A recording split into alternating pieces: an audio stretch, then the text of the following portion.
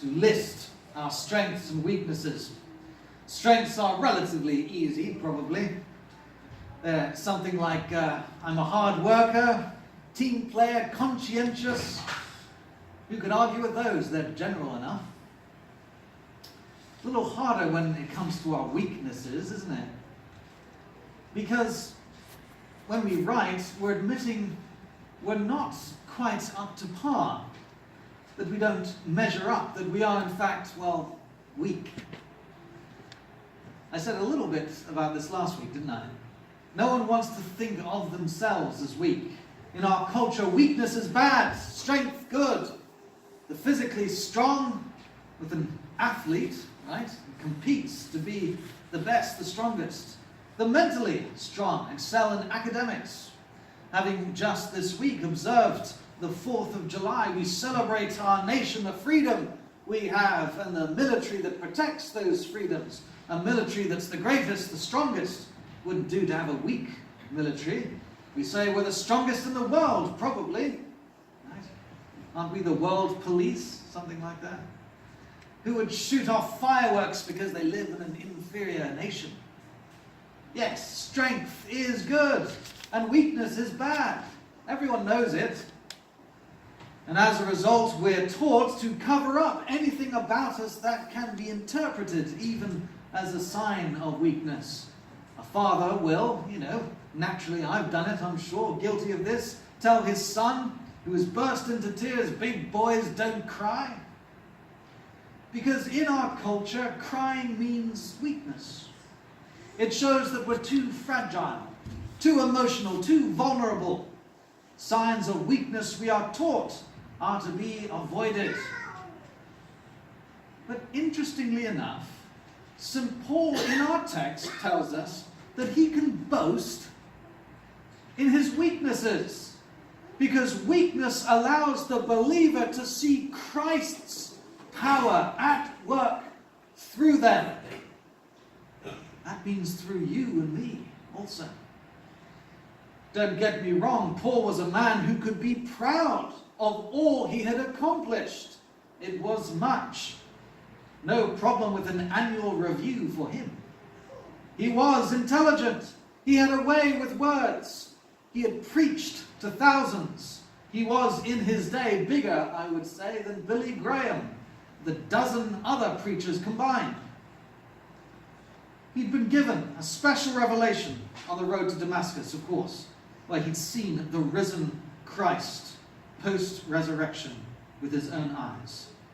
And in the early verses of our text, he speaks of another great revelation he had, a vision of being taken up, no less, into heaven to see such wonders. Think about that. That would look quite good on the resume as well, I'm sure. Paul, a man given access to the glories of heaven. But instead of boasting, he says, about how great an evangelist he was, Paul tells us that he rejoices instead, again, in his weakness. And he points to a specific example, a shortcoming, an ailment, or even a failure of some kind that he's unable to do anything about. He calls it his thorn in the flesh. Have you ever had a splinter under your skin? Splinters can be annoying, of course, bothersome, distracting. They can even get infected. Usually you have to get a needle and tweezers in order to remove a splinter.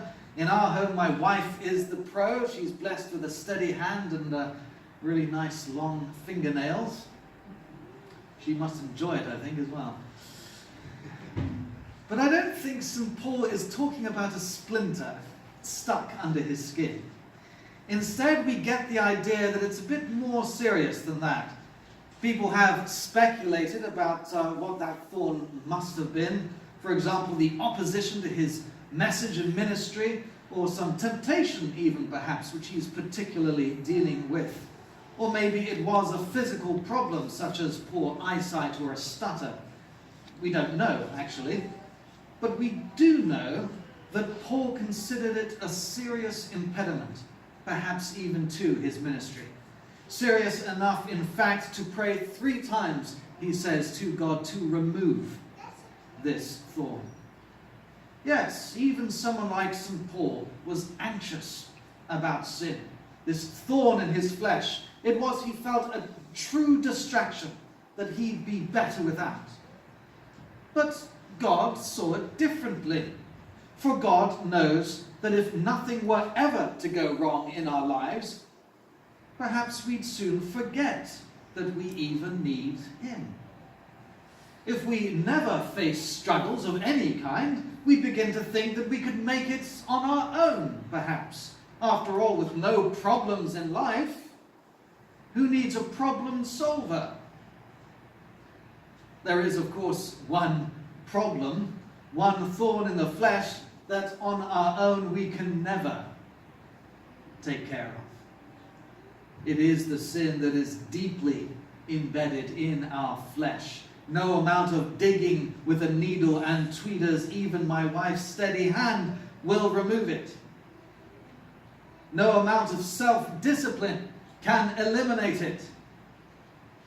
No, we're stuck with it because it is sin itself.